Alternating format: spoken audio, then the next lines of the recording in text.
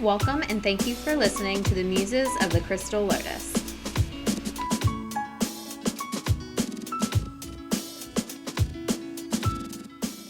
Hi, thanks for joining us again for the Muses of the Crystal Lotus shop. Today we're going to have a little discussion about something that seems to be a mental block or a little taboo to most people. We're going to talk about depression. We're going into September, and that kind of starts all of the sad things and sad thoughts, and everybody's starting to panic because Christmas is right around the corner and Thanksgiving's right around the corner. So, I'm Shauna. I'm the owner of Crystal Lotus shop. This is Jeannie. I'm Jeannie with Creative Expressions. I'm Christina Dolan. I'm the Reiki Master. And I'm Stephanie with Rediscover Health. And Stephanie, can you tell us a little bit about some of the physical issues with depression? oh goodness, where does it begin? Wherever you want to start. So, depression can manifest itself in different ways. When we have the conversation about depression, the first thing that we typically think about is like sad emotions. But it doesn't limit to just being sad. There's fatigue, there's the general lack of motivation, the inability to complete normal tasks. It can be, it can show up in many different aspects. And right now, because of the seasons changing, we're getting ready to go into seasonal affective disorder. Now, I don't know about you guys, but I'm prone to seasonal affective disorder. And so the reason why I wanted to kind of talk about depression a little bit today is because I want to build the community and try to end the stigma around mental health and kind of help elaborate that it affects so many people, and that people that are suffering from depression, anxiety, stress, overwhelm, those that experience seasonal affective disorder, they're not alone. No. It affects more people than they think. And A lot of people feel like they're alone, though, and that's why I wanted to have this conversation. yes. So I've already said that I'm subject to seasonal affective disorder. And so this time of year, I start trying to be more preventative about it because I know that there are things that you can do in your lifestyle. And we're going to talk about all of that here momentarily. But I also kind of hit a peak this week where I lost my dog.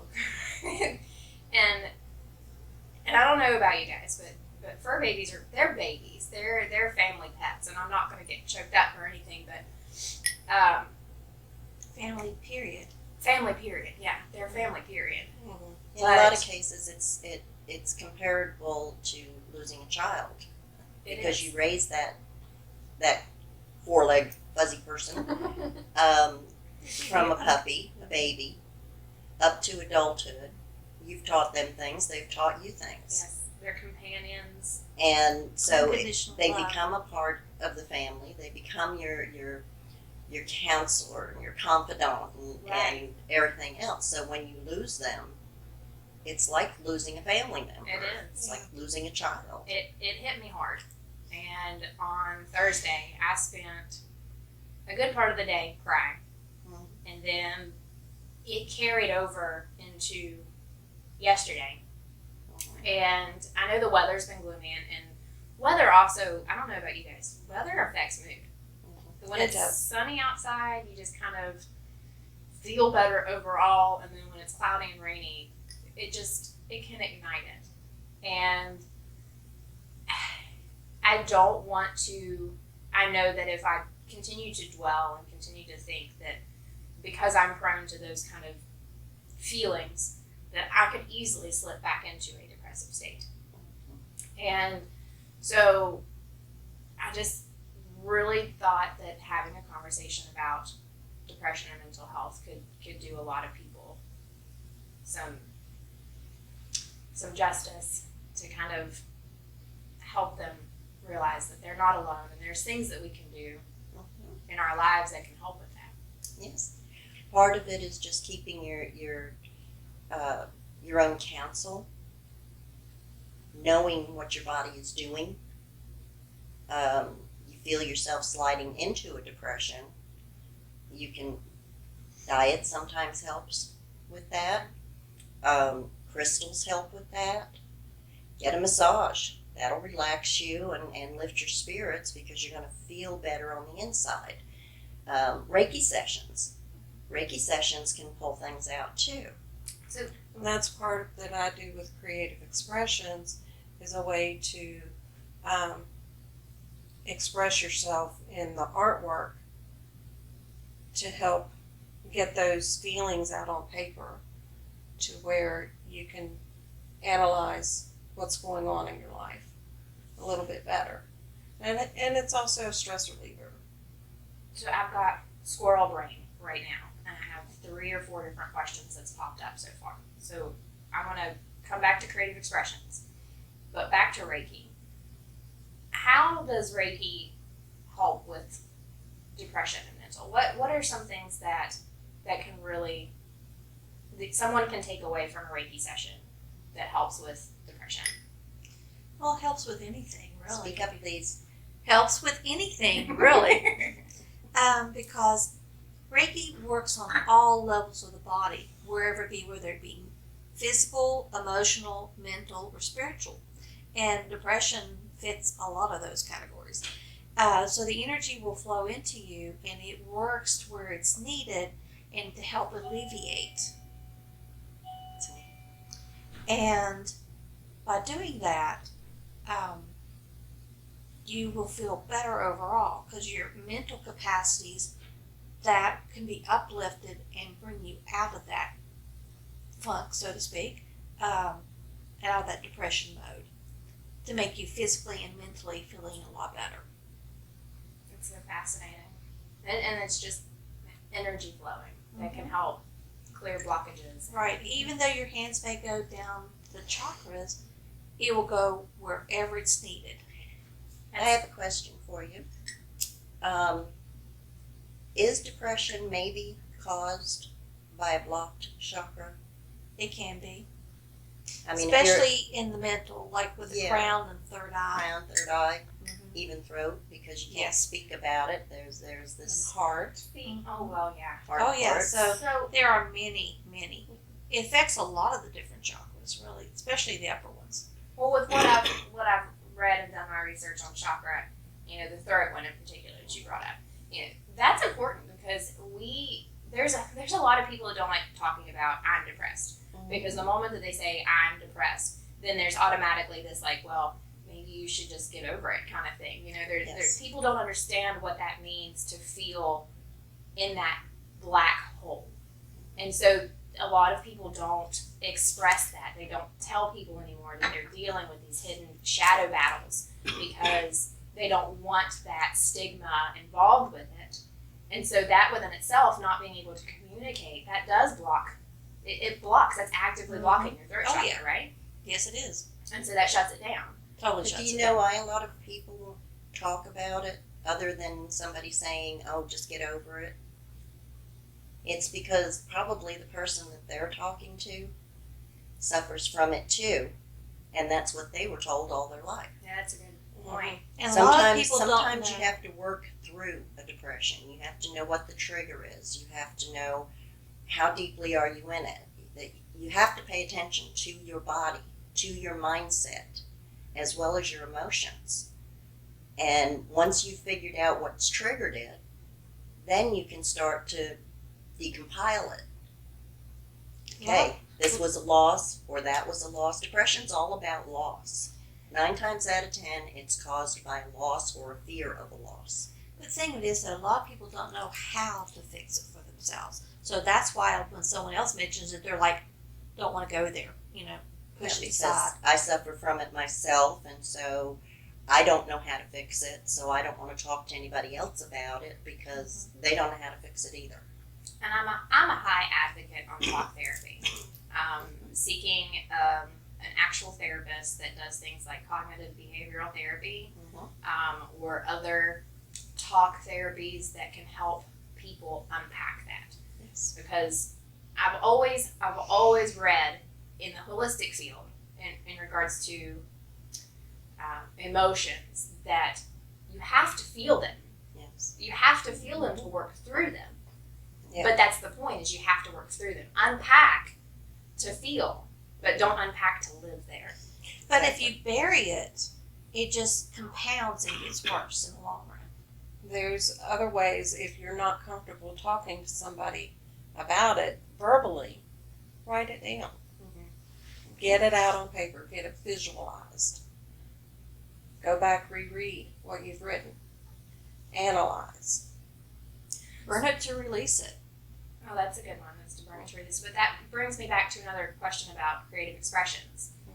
You mentioned art forms. Yes. Writing is an art form. Those creative expressions offer any sort of creative writing that could potentially help people open that door to help flood things out of their brain and onto paper.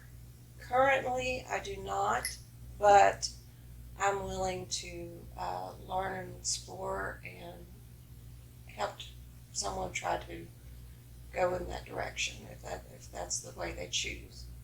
I'm not much of a literal person whenever it comes to To writing. writing. I have difficulty with that myself, so I don't feel comfortable teaching it if I can't do it myself. Gotcha. I understand. I mean, that's understandable for sure. But that's one thing that I was thinking about is writing and being able to get it out. And I do have. Sometimes you can start it with something as simple as, here's a piece of paper, here's a pencil. I want you to think about a rainy day. It's pouring down the rain. You're stuck inside. Because your Suddenlink is out. Suddenlink is always out. Call out the Suddenlink. Suddenlink. How does that make you feel? Just write down how that makes you feel. Mm-hmm. And a lot of times that gives them a focus to start on, and it'll just flow from there. This was in a scientific paper I read years ago, that a lot of times all they need is a step. And once they get there, then they can just purge everything. People who don't write, sometimes they just want somebody to listen. That's true. And that's where talk therapy comes in Right. really good, is because you have a trained therapist that is a listener. And that's one of their key jobs, really, is to listen. Yes. They have techniques and tools that can help people, get past some of those barriers. But their main job is to listen, and getting somebody to open that third chakra and talk about it Yes. can do numbers Mm-hmm. for someone's Well, health. I'm not a trained therapist, but most all of you know that I have spent hours sitting with people, just listening to them, Well, and and it makes them feel better because They they get- know that there's somebody who cares enough to just listen. And that's really a lot of what the Crystal Lotus has to offer. When we said in the first episode that people come through those doors looking to find themselves, and they can, that's because we are a safe space, and we do give that essence of security and allow people to just Be who they are. be who they are. A little disclaimer here, okay? We encourage people to be who they are, to find who they are through talk, through the arts, through Reiki, opening the chakras and allowing energies, the creative energies to flow, through health. But we are a safe zone. We're a no judgment zone. We do not care about how much money you make or where you work or what kind of car you drive, how you dress. We don't care about any of that. We know that underneath all of that is the person that you want to be, and that's what we try to help you find. A lot of people that enter here that are in a depressive state will usually leave in a much better mood. So it's You can just go to the Google reviews; they'll tell you. That's true. I don't know how many Google reviews actually say that I walked through that door in a bad mood and I left feeling much better. It's just the Google reviews will tell it all. Yeah.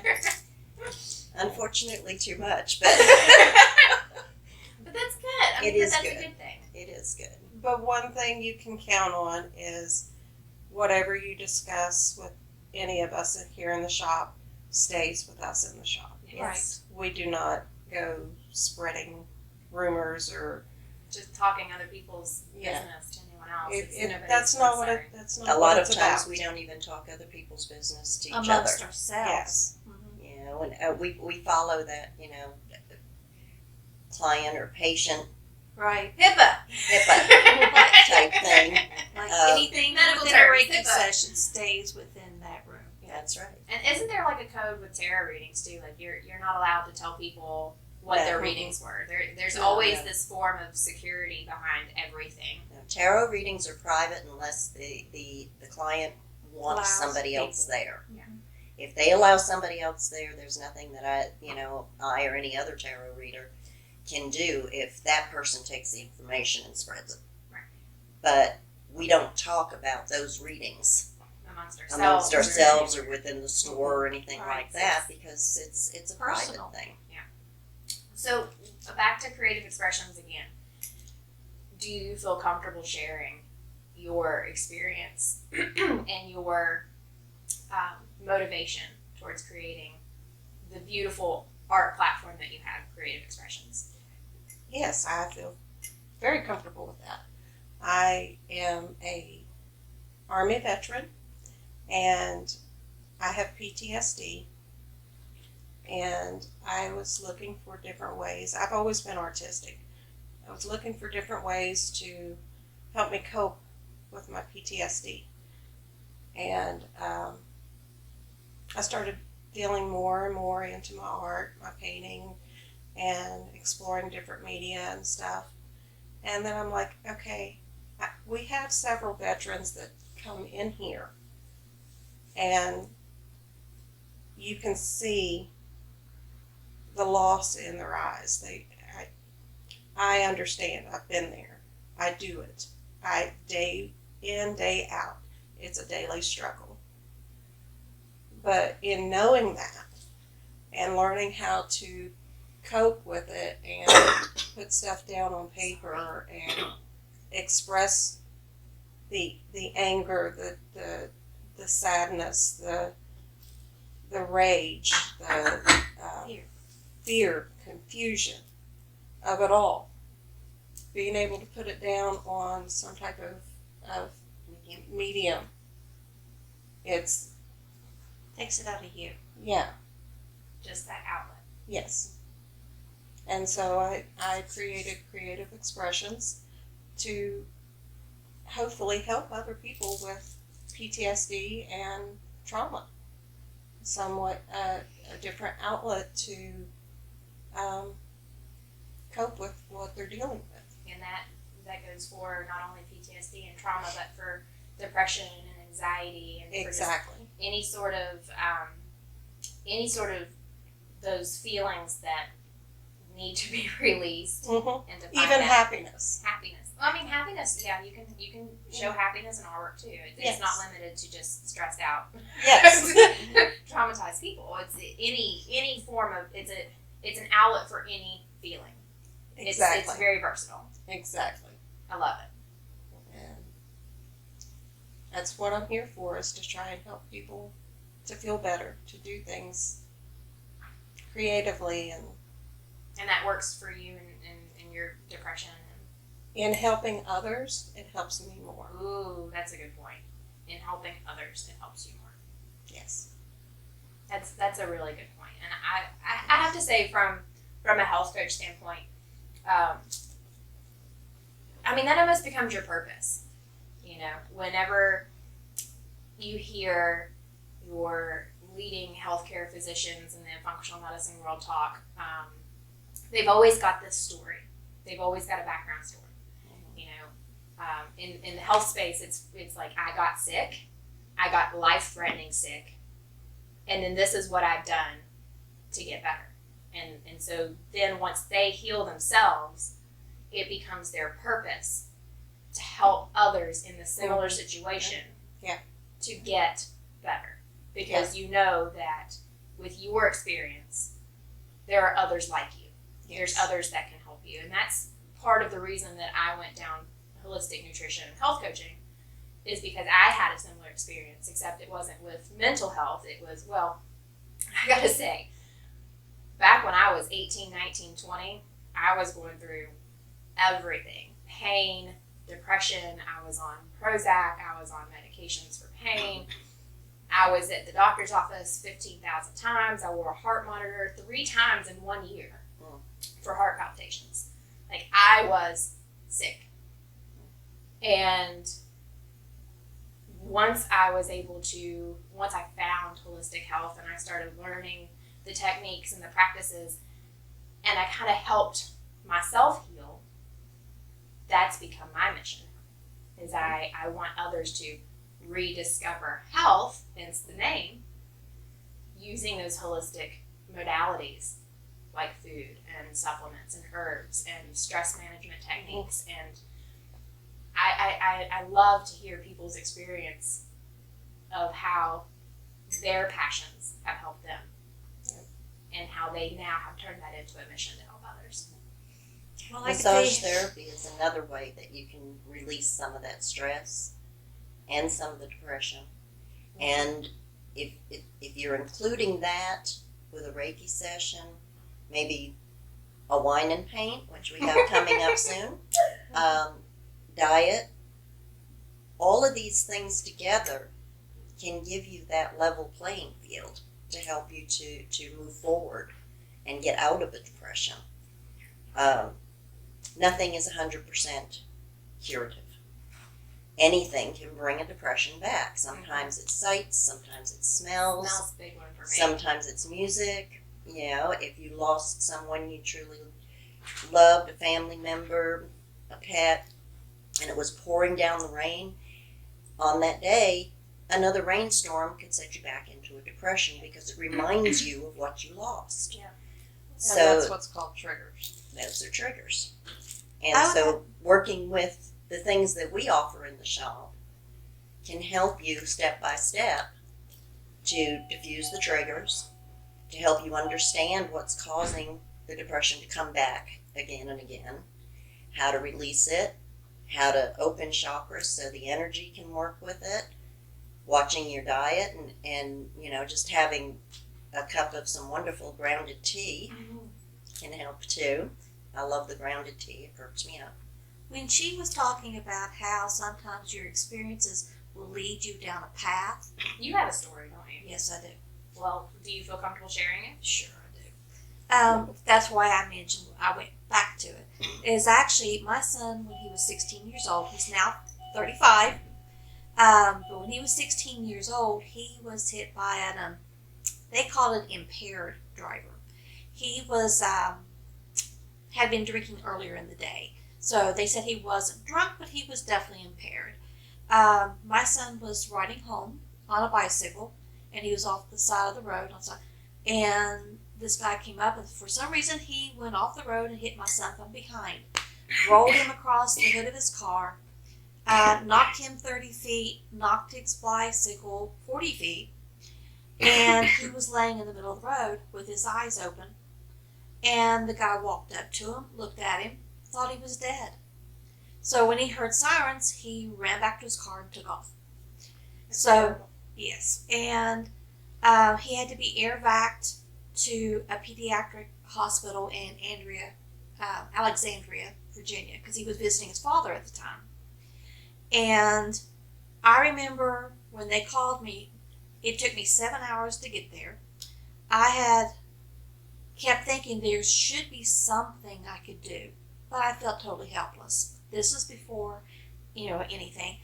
And he was in intensive care for like 2 weeks, in the hospital for a week or two. Then he was able to go home. But it took a while. He had to relearn different things. He had a severe head trauma to where, this whole side of his head, and his eyeball was so swollen it looked like it was sitting on top of the eye socket. But I kept thinking, as a mother, you would take their place in a minute, but you couldn't. And I always felt like there should be something, but there was nothing I could do. And I was the last person he recognized, as a matter of fact. But anyway, that's beside the point. So when I came home, I had moved into my new home, and had been there a week when this happened. So I was talking to my neighbor, and I was telling her about it and about how I felt, and she said, "You sound like my husband." I said, "What do you mean?" And so she had me talk to her husband, and he was at the advanced Reiki level at that time, because our teacher taught it 1, 2, advanced, and 3. And he was telling me all about it, and because I had never heard of it before. So he took me to meet his teacher. We hit it off real well, and she was getting ready to teach a level 1 class in 2 weeks. So I decided to take it.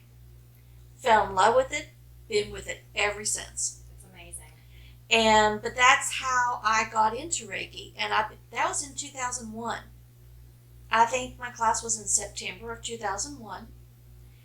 And gosh, let's see, how many years ago has that been now? Anyway, it's 2020. That's like 19 years. Yeah. Yeah. So soon, next month, as a matter of fact, it'll be 19 years. But that's how I got into Reiki, and I kind of developed and went from there. So I took the Usui first, and then I took the Karuna Reiki, because I have really enjoyed and loved, and I like seeing how it works for people, how it brings people out, how it can help them work through different situations. In animals, there is no placebo on an animal. They tell you, you know exactly what's going on with them. So, but that's how I got drawn to Reiki, and I felt like in a way that's the path to get me to where I'm supposed to be. Now, you said this is fascinating. She said there's no placebo on an animal. Okay, so what is a placebo?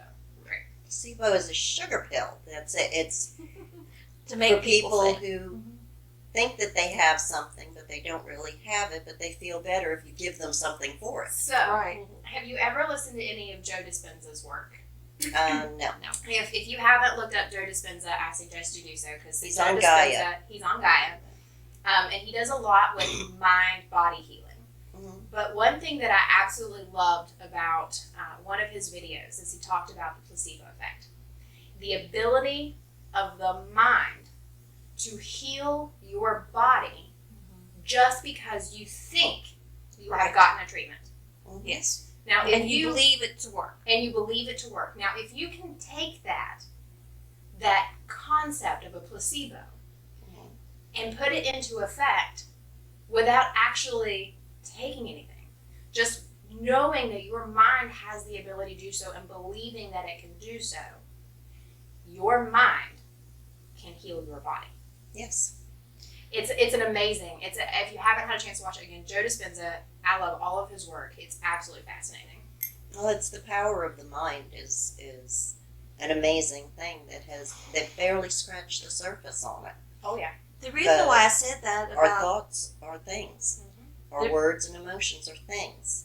thought and- becomes word, word becomes deed. Exactly. And when you put stuff out there, I'm sick, I'm dying, I'm feeling poorly, I'm depressed. I'm depressed, I'm broke, I'm unhappy, day after day after day, that's what you're going to get back. Mm-hmm. But if you put out there, I'm a happy person, my life is going the way I want it to, I am healthy, This is just a season. it's just a season, and your body eventually understands that, okay, this is a positive thing, you're not shooting negativity out.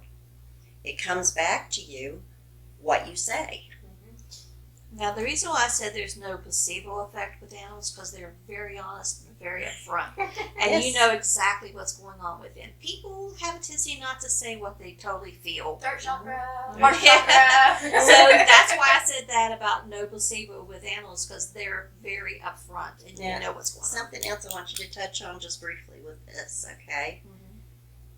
You told me when I was taking Reiki, Mhm. Reiki can heal anything, Yes.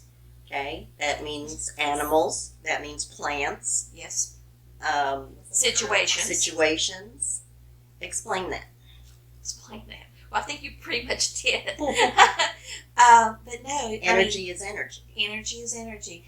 it can help animals, it can help people, plants, it can help situations, it can help it could jumpstart a battery on a car. Really? Oh yeah, For real. for real. So if I went out there and I was like, It's not going to work if your battery's not oh, okay, broken. gotcha. it could be just Can like, we try this? Like, this is going to be another episode, the experiment of batteries.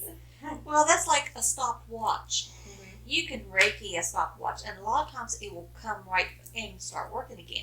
The reason why I said that about batteries on a car is that it could be, you turn it don't work, but your battery's not dead. You left it on and it run itself down.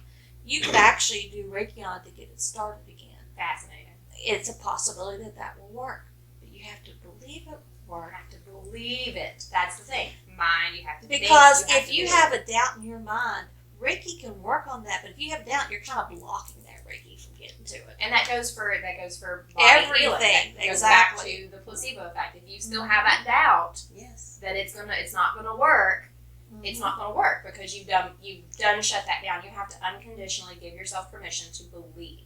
Well, it will work, like I said, but if you have that doubt, it will block it and keep it from working.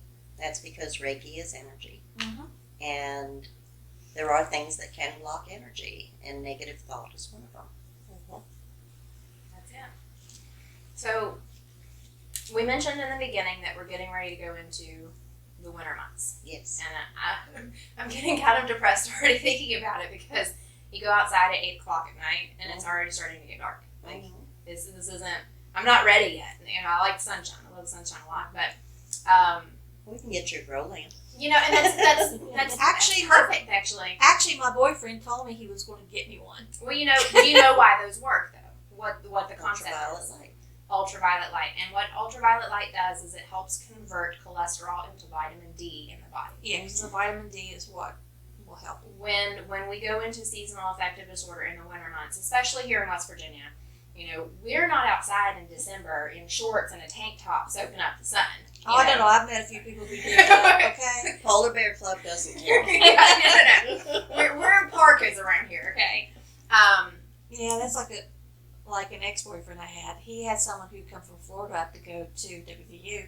So he asked him, since he was from here, if he would help him go pick out a jacket. Well, when he was looking at jackets, he picked up a windbreaker. and then he's like, no. You need to get something like this. First winter, he went back to Florida. Yeah, he could not handle it. It's cold, and so West Virginia's on a first name basis with Mr. Snow. Yeah, we're not soaking up the sunshine in the wintertime. And so when we're not soaking up the sunshine, our bodies are not getting what we need of ultraviolet light to produce vitamin D. And there are studies that actually show the correlation between low vitamin D levels and seasonal affective disorder. Well, I tell you, there was a time, of course, right now I'm working from home because of COVID. But when I was actually working at the office, I would leave at 5 o'clock in the morning in the dark. In the wintertime, by the time I get home, it's 5 o'clock and it's dark again. It's dark again. And I'm in the office all day, so I have no exposure. And that's most people. That's most people. They're stuck in from 9 to 5. When you get up in the morning, it's dark. Well, 9 to 5 jobs, but Mine's not 9 to 5. not well. Sorry. I work. Never mind. But that's most people. And I mean, vitamin D deficiency is actually one of the most prevalent vitamin deficiencies, just because even in the summer months, peak sunshine here for optimal vitamin D exposure is anywhere between, I believe, 12 and 3, or 11 to 3, that afternoon window. But where are you at between those hours? You're typically at work. You're not able to get out and spend the time that you need in the sunshine. And so I've had vitamin D deficiencies at least 3 times. Well, I had my blood work done in February, and I was deficient in vitamin D. Optimal levels are above 45, anywhere between the 45 and 75 range. I had 23 in February.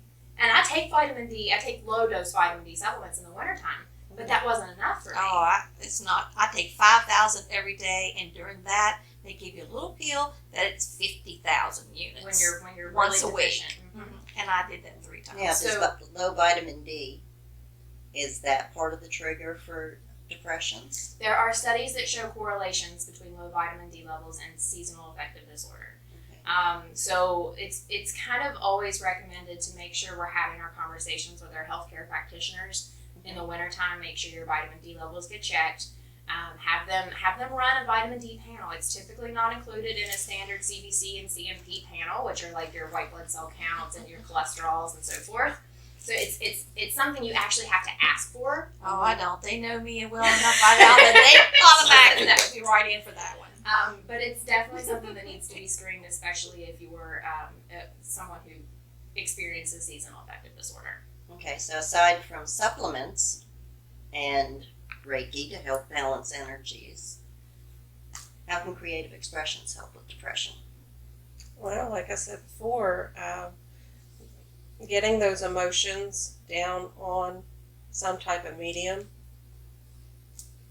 helps to get it out of the body and express it in a way that you're able to visualize and understand it a little bit better.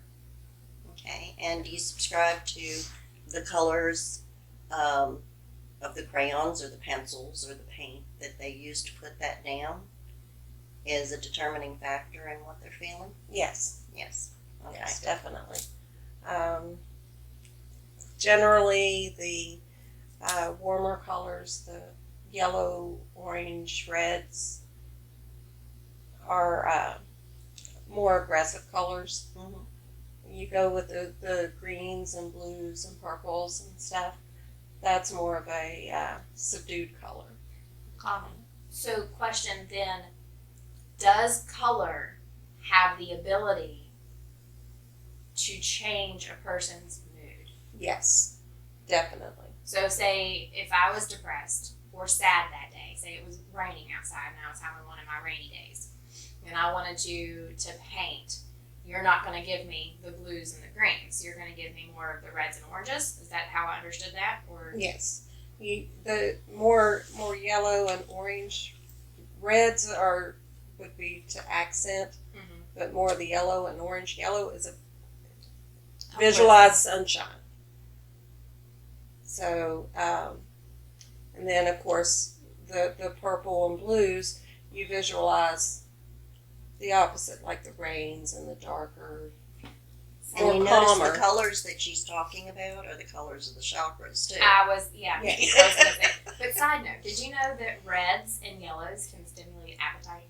Yes, yes. And that's why, like Wendy's and McDonald's, A those lot are of restaurants KFC, use it. those are the colors that they Yes. use in their logos. Actually, now that I'm thinking about it, there's a lot of fast food joints that use reds. Mhm. Red is a predominant color in the food industry because Yes. of that appetite stimulation. Mhm. They want you to buy. But since we're on that conversation, and we'll go back to colors and chakras here just a second, I just want to mention that food plays a critical role on depression. Yes, it could be comfort. Comfort foods typically are your ones that are higher in your Carbs. glycemic index, your sugar-rich foods, your biscuits, your Mashed potato. mashed potatoes, Fried fries, chicken. your fried chicken, your Homemade donuts, bread. your breads, right? Those Yeah. are your comfort foods. I know When the I'm mashed like potatoes. feeling like I need comfort, Mhm. those are the foods that we want to go to. Chocolate. Well, the When I'm reason sick, why Dark so chocolate. sugar makes you feel real good, and sugar has the ability to change your brain chemistry. Yeah, And it so it's like releases that. It's what serotonin, your brain uses for energy. dopamine. So, and serotonin too. I mean, 90% of your serotonin is actually made in your digestive system. Oh. So the foods that we eat can affect our serotonin levels, and our serotonin is that feel-good hormone. Right. So we get that temporary, like, oh, this is comfort, this feels real, real good, and our blood sugar goes up. But then we Which crash. is not always good for me. And when we crash, right, it's not good for a lot of people. Yeah, but I mean, it's worse for me. Ms. Smith. When we crash our blood sugar, then we're seeking that out again. Yeah. And we're You eat more of constantly it. going back for that feel good, that rush. hit of that rush, because it makes us feel good. Versus Almost like a drug. it's Yeah. almost like a drug. It causes inflammation in the body, Mhm. and there has been some research that correlates brain inflammation with depression, aside from the neurotransmitters like your serotonin and so forth.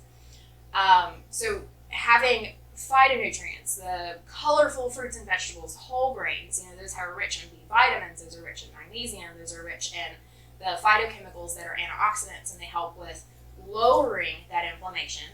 The B vitamins can help brain function, okay? So you have to have certain B vitamins in order for your body to convert amino acids from protein into those neurotransmitters that make you feel good, like serotonin.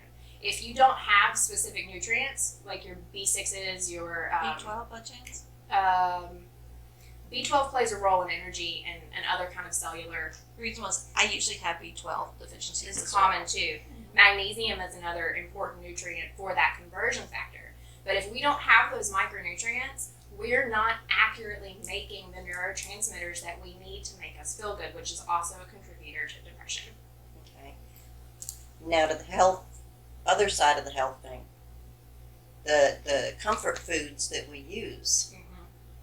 We have to make a mental or conscious effort to watch portion size too. Yes.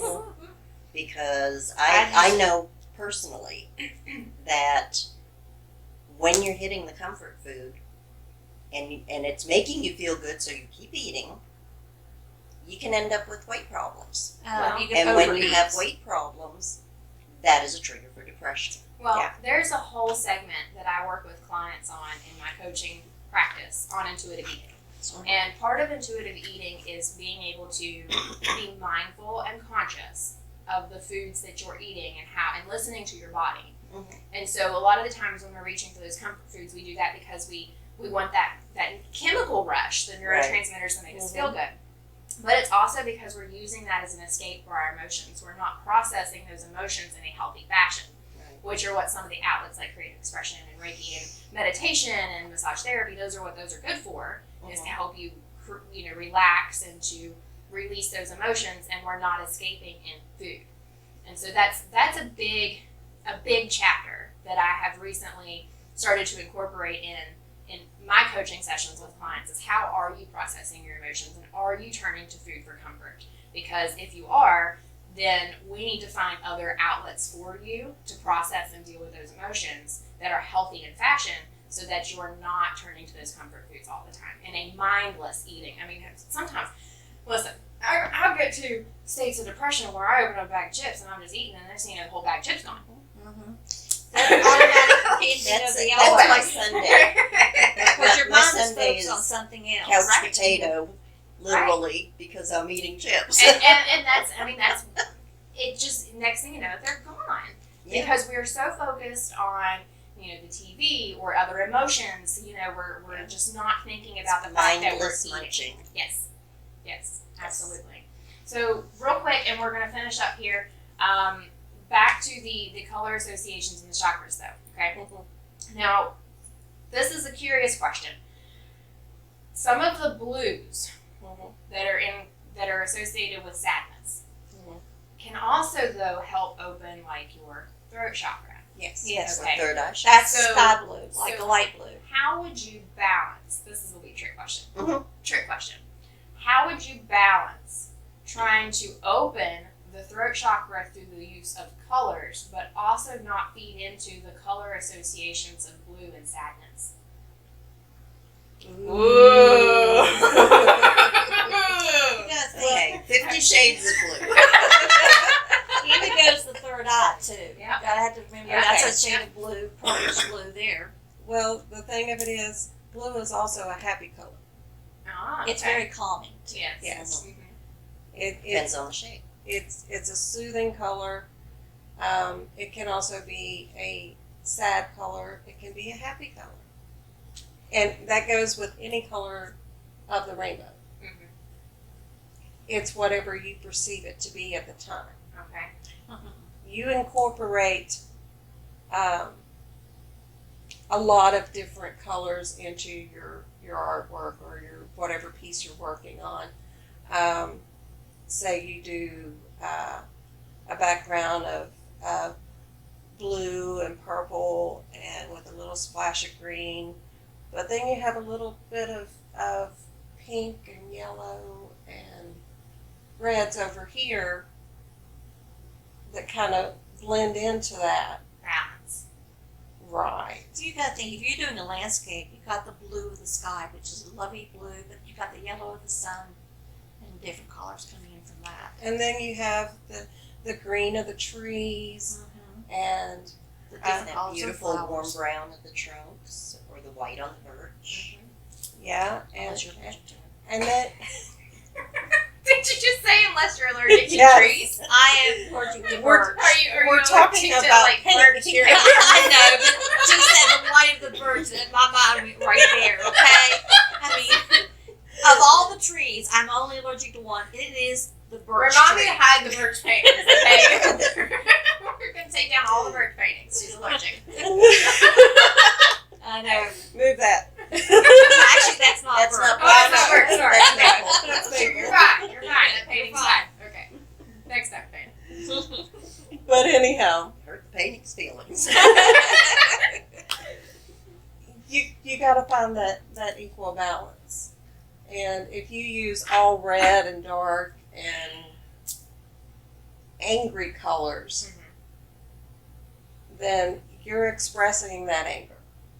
If you use red and pinks and oranges and yellows in coordination with your blues and purples, you're making a happy place. So it's all about balance, pretty much. Yes. You can get the best of both worlds Yes. if you just find that right balance. Yes. Okay. Well, I feel like there's so much more that we can really talk about. Well, She's got- I do have one experience that I had with depression a few years ago.